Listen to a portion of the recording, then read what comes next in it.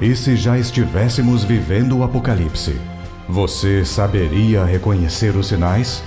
Em Agentes do Apocalipse, o Dr. David Jeremiah convida você para uma viagem surpreendente, desvendando os mistérios que intrigam a humanidade a respeito dos últimos acontecimentos. Envolvendo dramatização e estudo bíblico, ele faz uma análise instigante dos principais personagens do fim dos tempos, ligando as profecias aos dias atuais como nunca se viu antes.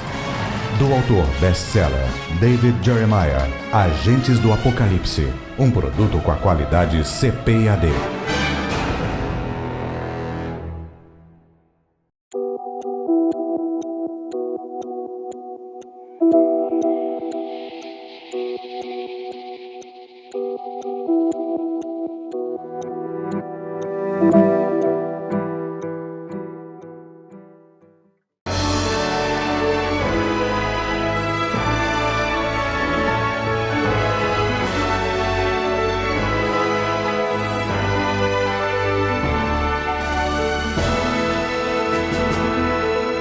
Subsídios.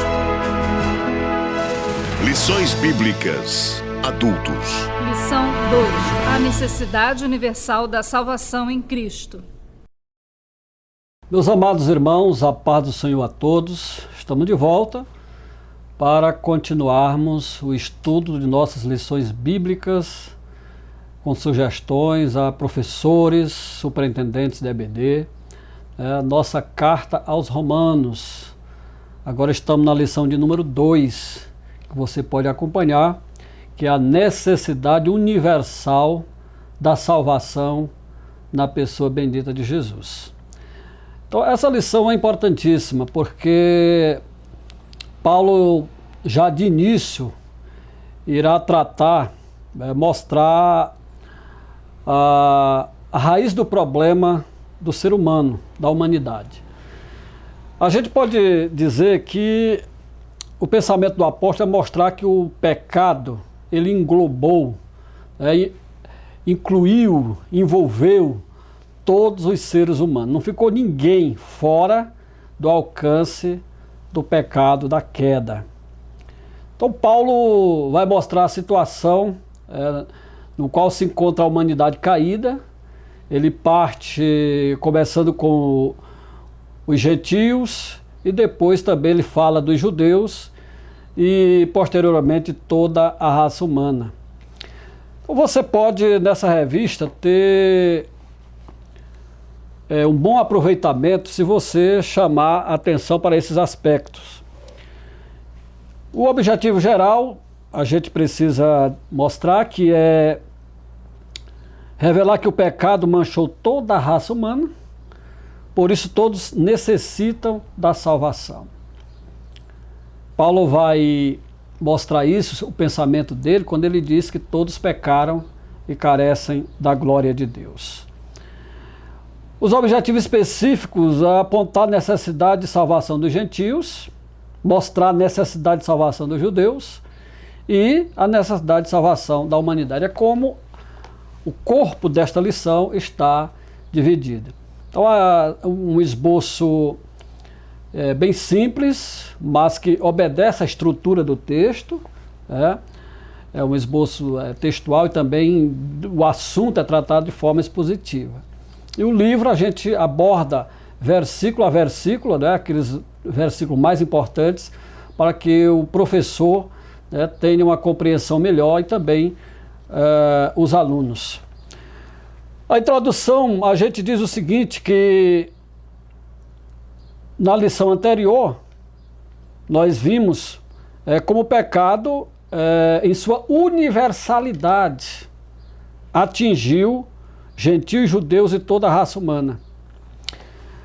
Esse pecado universal teria que ter uma provisão de cura também universal. O cristianismo, ele mostra isso. Que somente em Cristo a cura para o pecado, a libertação do pecado. Aliás, Pedro ele diz isso no livro de Atos 4, versículo 12. Não há salvação em nenhum outro. A solução para a humanidade encontra-se na pessoa de Jesus Cristo. A necessidade de salvação dos gentios, você pode acompanhar no texto de Romanos 1, versículo 18 até o versículo 32. Eu começo aqui com a questão da rejeição. Isso é possível nós deduzirmos, a questão da rejeição dos gentios, esse afastamento de Deus. Isso está bem claro no texto, que nós acabamos de sugerir ou de mostrar. Ao dar início à sua argumentação em Romanos 1, 18 a 32, eu digo aqui, o apóstolo tem em mente a triste situação na qual se encontra o mundo gentílico, onde ele mostra que a ira de Deus se revelou. Ela se revelou contra a desobediência, contra o pecado. Por isso nós falamos dessa rejeição que o ser humano separado de Deus, ele está envolvido nessa rejeição. E por isso, esse afastamento de Deus, no qual o pecado colocou o homem, isso leva Paulo a dizer que a ira de Deus se revelou. Ora, nós estamos falando de uma revista que fala sobre a graça, mas a graça, Paulo vai mostrar a graça em que mundo, em que contexto, em que situação essa graça se revela. Essa graça se manifesta num homem imerecedor, num ser humano caído, que não tem como por si mesmo se livrar, se autolibertar. A graça vem a ele. A graça vem ao encontro desse ser humano, dessa pessoa. É importante a gente já trabalhar isso. Então há uma necessidade de salvação dos gentios, do mundo gentílico. Paulo começa por aí. O mundo sem Deus, aquele mundo gentílico é que não tiveram o privilégio que os judeus tiveram de conhecer a revelação através da lei do Sinai. Então Paulo mostra que esse mundo gentílico está caído. Depois da teologia, vai a partir de Agostinho, vai com a doutrina do pecado original, da culpa herdada, vai entrar um grande debate a partir do V século sobre a depravação no pecado. É evidente que o homem caiu, está numa depravação no pecado. Embora o nosso entendimento do que seja essa depravação, ela tenha um enfoque bíblico que não tira a liberdade de escolha, de decisão do ser humano. Esse é um entendimento que a gente encontra a partir do texto bíblico. Mas Paulo já trata dessa questão, dessa rejeição do ser humano. E aí vem a questão da revelação que eu coloco aqui, a rejeição gentil, que a revelação que Paulo vai falar aqui é que Deus se revela, sim, uma revelação que a gente chama de revelação natural, não é a teologia natural, mas é uma revelação natural, que eu coloquei no livro, o livro de apoio da nossa EBD desse trimestre, um pensamento fantástico do Dr. Russell Shedd, que é um dos grandes teólogos brasileiros, sobre uma interpretação deste capítulo. Eu coloquei isso no livro, sobre essa revelação natural, como se dará o julgamento dessas pessoas que nunca ouviram o Evangelho, dessas pessoas que não tiveram oportunidade. O Dr. Shedd trata disso de uma forma sintética, mas eu sugiro no livro outros comentários que tratam de forma mais completa, mais exaustiva, para um estudo posterior. A gente indica aí na bibliografia para você. Mas o certo é que Deus não fica sem testemunho.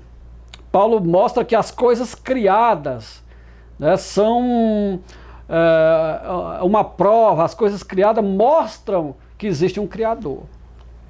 É que os homens precisam ser despertados para isso. É isso que a gente chama revelação natural. Paulo também fala na questão da punição, que eu trato aqui, onde ele fala que esse afastamento de Deus, esse distanciamento de Deus, levou os homens a uma forma de idolatria. Tirar Deus do centro e colocar outra coisa. E quando Deus deixa de ser o centro, quando o homem coloca a si mesmo outra coisa no lugar de Deus, que aí se configura essa idolatria, os desvios morais, espirituais acontecem.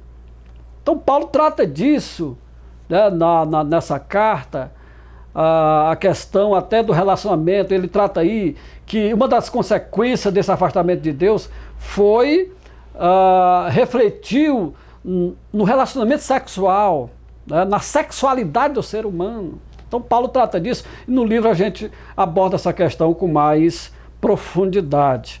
Mas ele mostra que aquilo que obedecia à ordem natural, o pecado desvirtuou e fez com que aquela forma natural que as coisas aconteciam, que Deus criou, deixaram de acontecer da forma que Deus tensionou. Então Paulo já trata disso em Romanos. Depois eu trato aqui da questão da salvação dos judeus. E a gente aborda a questão dos judeus em relação aos gentios. É evidente que quando Paulo mostra a situação do mundo gentílico, é provável, alguns comentaristas, e eu concordo com eles, é provável que muitos judeus até ficariam eufóricos com essa argumentação de Paulo. É exatamente isso mesmo. Mas Paulo está dizendo, olha, se os gentios estão numa situação deplorável pelo pecado, os judeus também não estão em situação melhor. Porque eles receberam a revelação especial do Sinai. Mas a desobediência ou querer uma salvação meritória pelas obras da lei, o lançaram na escuridão do pecado também. Então essa questão é bem abordada. A gente trata disso aqui. Então Paulo mostra também os judeus em relação à lei. Um privilégio enorme. Capítulo 19 do livro do Êxodo fala que vós sois, em referência aos judeus, propriedade peculiar, né, nação eleita. É um texto que o Pedro também vai usar em relação a toda a igreja depois, em 2:9 da sua primeira carta no Novo Testamento. Mas a verdade é que Paulo está chamando a atenção para isso, irmãos. E você pode interagir com os alunos, né, sobre essa questão. Eu falo também de os judeus em relação à aliança. Na lição 3, eu trato de o que nós chamamos hoje a nova perspectiva sobre Paulo. No livro também a gente trata disso de uma forma mais exaustiva, que não há como a gente fugir desses debates, quando a gente trata estudo da Epístola aos Romanos, né? Mas os judeus tinham essa aliança, Paulo reconhece isso, né? Qual é logo a vantagem do judeu? Ou qual a utilidade da circuncisão? Muito em toda a maneira, diz Paulo, porque primeiramente a palavra de Deus lhe foi confiada, Romanos 3:1 e 2. E isso colocava uma responsabilidade muito grande sobre a nação judaica. Então Paulo vai mostrar a situação deplorável do pecado atingiu gentios e judeus. E no final do seu argumento, capítulo 3, versículo 9 a 20, nós vamos ver que é uma palavra já que engloba toda a humanidade. Toda a humanidade caída. Toda a humanidade está debaixo da condenação do pecado. Nós precisamos ter isso em mente. Por isso, a mensagem do Evangelho cristocêntrica, Cristo como a única solução para o pecado humano. Eu falo da universalidade e o jugo do pecado, que o pecado colocou o homem debaixo de um jugo, que ele não pode se autolibertar, e Cristo Jesus será mostrado no pensamento, na teologia paulina, no corpus paulino, como a solução para esse dilema humano. Também eu falo aqui dos valores e comportamentos. Paulo mostra, o judeu diz, nós somos privilegiados, nós temos a lei, nós temos a aliança de Deus. Aí Paulo diz, olha, você que diz que não se deve matar, mas mata, que não se deve roubar, mas rouba. Qual é a função, qual é o proveito que tem isso? Nós está debaixo do pecado, desobediência. Não era só esse nominalismo Não, mas era uma questão de interioridade. Nós vamos ver que Paulo aborda isso de uma profundidade maior no capítulo 7 até o 8 de Romanos. Então, queridos, nós queremos deixar essa sugestão para você nessa lição. Procure se aprofundar. Graças a Deus, nossas lições bíblicas têm tido um eco muito grande. Nós temos excelentes análises de pastores nossos, assembleianos, que ajudam também na construção desse conhecimento. E de forma que você tem, a partir da revista, da bibliografia sugerida, e pesquisar, se aprofundar, e com isso dar uma boa aula, fazer com que a sua classe cresça, fazer com que a Igreja do Senhor seja mais preparada para aguardar o nosso Senhor e Salvador Jesus Cristo. Eu quero agradecer a todos por mais uma lição bíblica e Deus abençoe. Amém.